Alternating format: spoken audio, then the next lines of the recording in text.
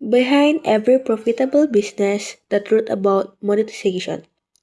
Sa likod ng bawat successful sa negosyo, may isang tanong na kailangan sagutin. Paano tayo kikita? Maraming founders ang may malinaw na vision, magandang produkto, malakas ang pangarap. Pero pagdating sa kita, nagiging tahimik. Dahil ang negosyo ay hindi lang idea. May gasto sa marketing, tao, teknolohiya at oras. At lahat ng yan kailangan bayaran.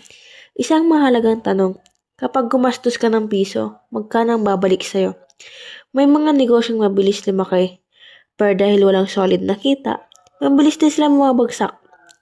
Iba't iba ang paraan ng pagkita, diretsong bentahan, platforms, content, digital products.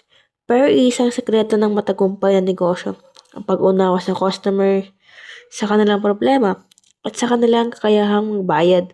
Ang tunay na kita ay hindi minamadali. Ito ay binubuo, inaalagaan at pinaprotektahan.